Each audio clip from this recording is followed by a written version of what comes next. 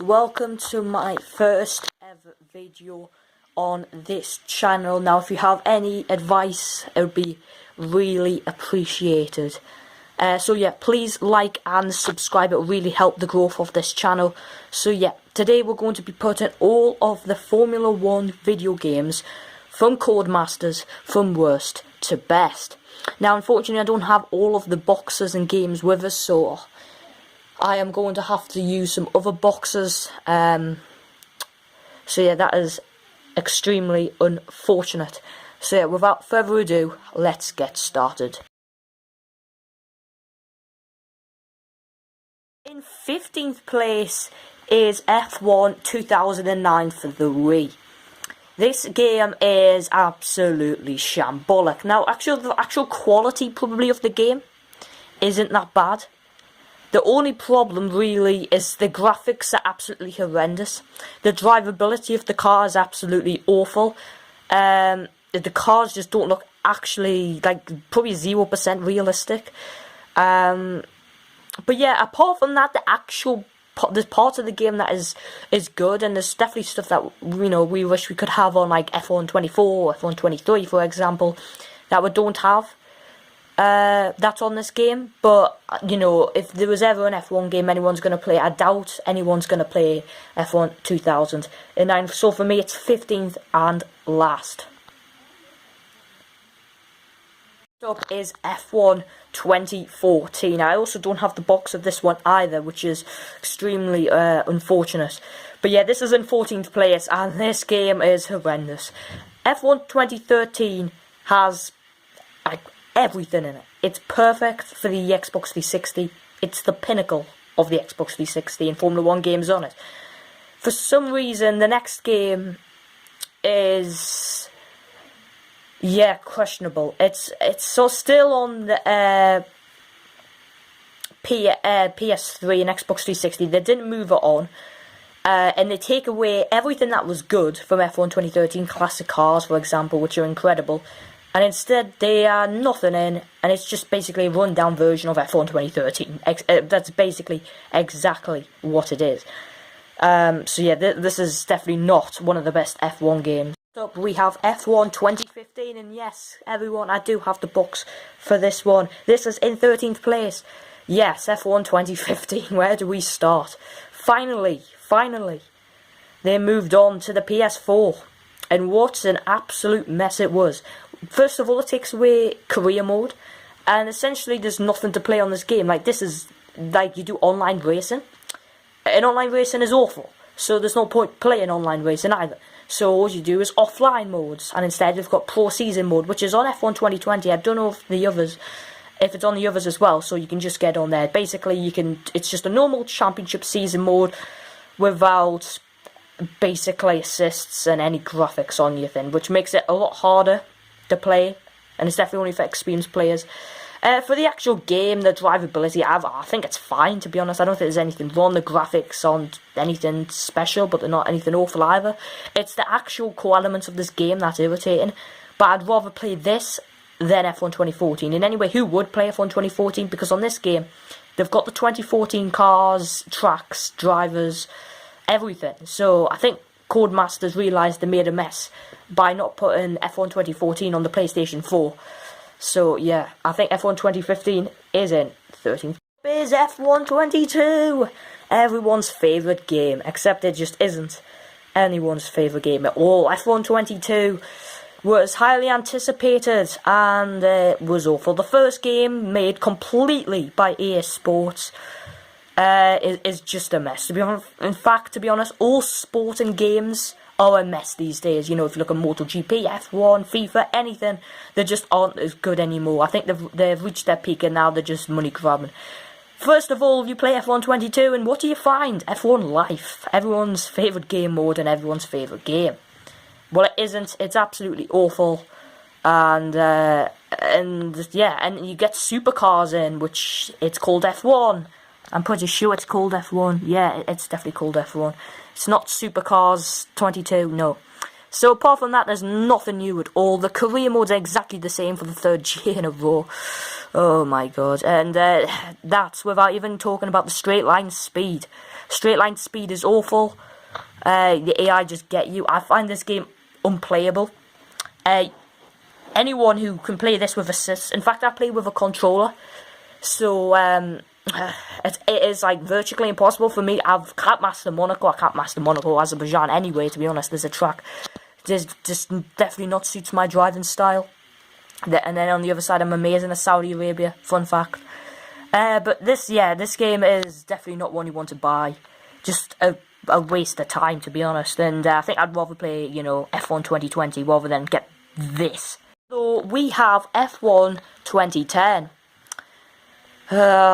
This game was highly anticipated when it first came out. The only problem with it is that I literally the way you drive the cars, in my opinion, I just can't do it. The graphics are extremely dated on this one, but 2011's graphics are 100% better than this one, in my opinion, anyway. So it looks awful. Driving the cars is the big problem. I just can't play the cars. They're awful. The way you have to turn into corners, the way you have to drive.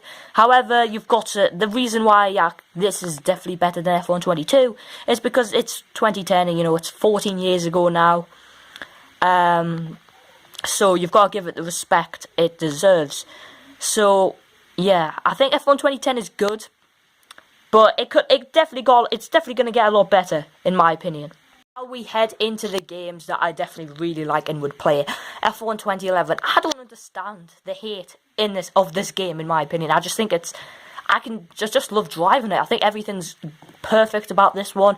They finally got the balance in. 2009 was very questionable. F1 2010 it was better, but then F1 2011 is where it works perfectly. So F1 2011 is definitely better than 2010. They don't really add too much in. I prefer the F1 2010, like, I don't know how to describe it, like the opening part of it, where you, it, like, gets all the options and you go into, motorhomes and all that. That's iconic. This game doesn't have it. The career mode's good, but like I said, just improves everything about F1 2010 without really adding anything too major. There's F1 2012. Yeah, that is, for me, a very, very good game. This is one of the most, like, standard games in F1, in my opinion. It doesn't add anything major. It just keeps improving things. You know, it's got to this point where you can just play 2010. Like, the point is where there's no point playing F1 2011 anymore. Like, 2010 is just... 2010 you might play it for how iconic it is, but 2012 is basically the ultimate original F1 game. Well, that is until 2013. It's like, it's got everything perfect. The graphics, in my opinion, are really good. The career mode is really good. I like the way how it improves the drivability, in my opinion. 2011 really suits my style, but 2010 does it pretty well. And obviously the tracks look pretty good. But for me, the reason why I like 2012, should I say, quite a bit is because it's Michael Schumacher's last proper F1 game where he's in a team. So yeah, in my opinion, 2012 is definitely one of the best, and I really like it. F1 2016. Oh, when I first played it, I was like, it's all right, nothing special. But as time goes on, I have to love this game. This is the first time career mode got such a big boost. You know, you have 2016, 2020, and then obviously this year's 2024 game is gonna have such a big career mode boost. But I have to say, 2016 I just love. Looking back at it, it's just like a really good starting point for like any gamers to play. I mean, 2015 and 2014 are horrific, but you can just come into F1 2016 and it'll just be like straight on play. For me, it's really good. The cars are really good. The tracks are really good. The drivability is better. They finally brought back career mode back. And when I say finally, I mean it was only 1 year, really. But it felt like such a long time playing it. I feel sorry for like everyone who was forced to play this game for a year. For 2015 for a year, should I say. And then you get to 2016 and it's really good. Looking back at it, you probably won't play it like, just apart from if you're just like going back through all of the games, because F1 2017 and 2018 just perfected the formula. But this, in my opinion, is where F1 games started on that mountain where they peaked with F1 2020 and F1 2021. 2017 is next at 7th place. And in my opinion, this is where things got epic. First of all, I like the special edition here, the DLC for the McLaren pack. Is really good. The classic cars are incredible. Can't remember if they were in 2016, which is irritating now. Were they not? Please let me know in the comment section. Were they in F1 2016 or not? I can't remember at the top of my head, and that means going to play it again, which is just involves effort. A lot of effort, to be honest. But F1 2017 is just amazing. The career mode, everything about it is really good. I mean, if I just look here, all of these new features, you know, the new championships mode, they had new classic F1 cars, there we are. Their expanded career was huge. The alternative track layouts, I missed them a lot. And the enhanced multiplayer, all of them.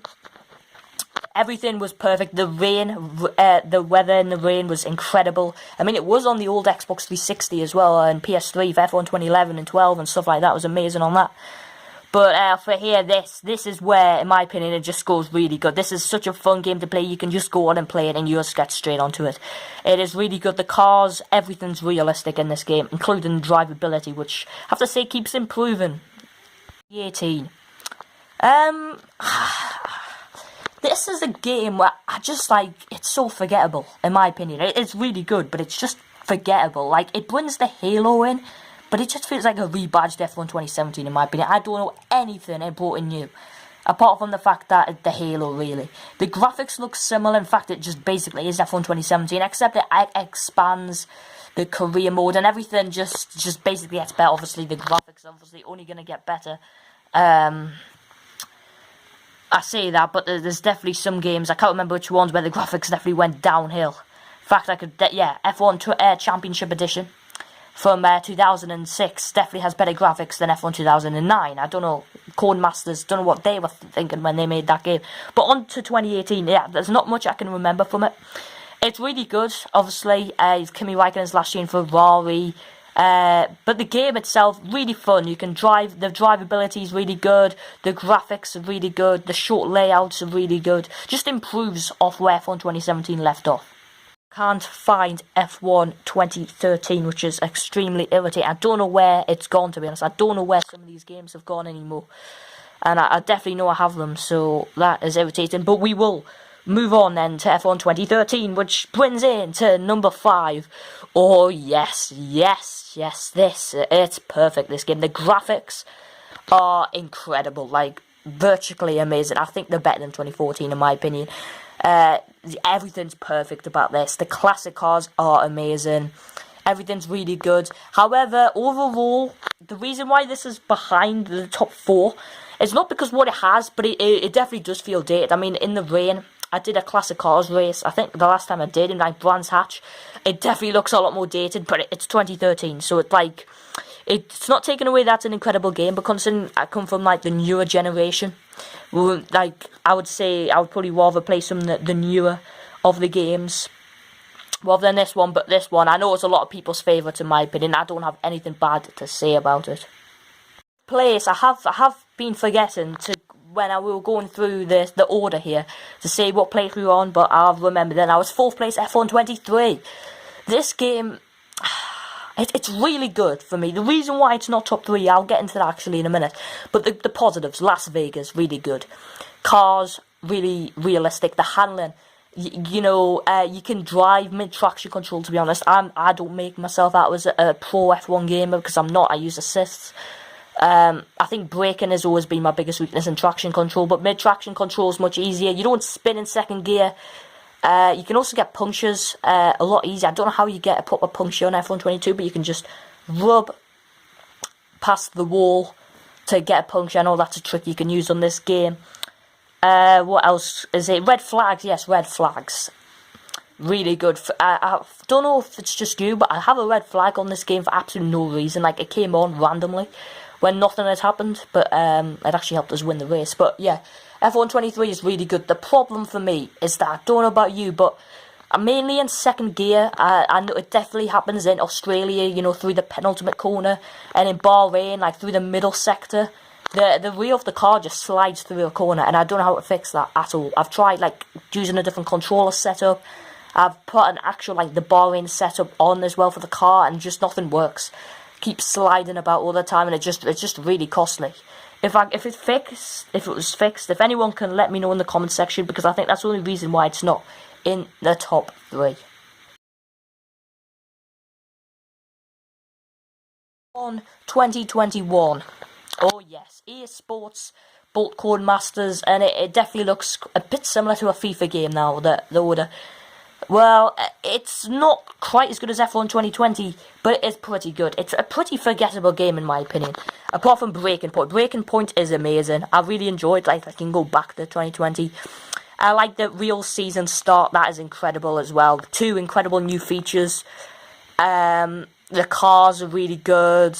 I am really trying to remember. Oh, yes, it's Jeff's last race. They brought Mark in, who are controversial. This is going to get a lot of dislikes, this, actually. Controversially, I prefer Mark over Jeff, or that might not be controversial at all. I don't know.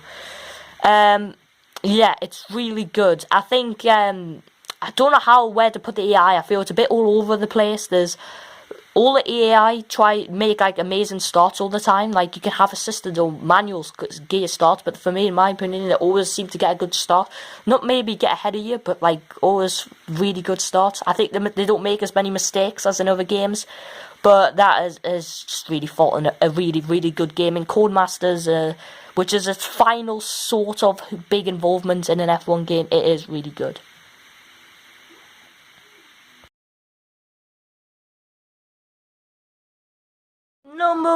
Second place.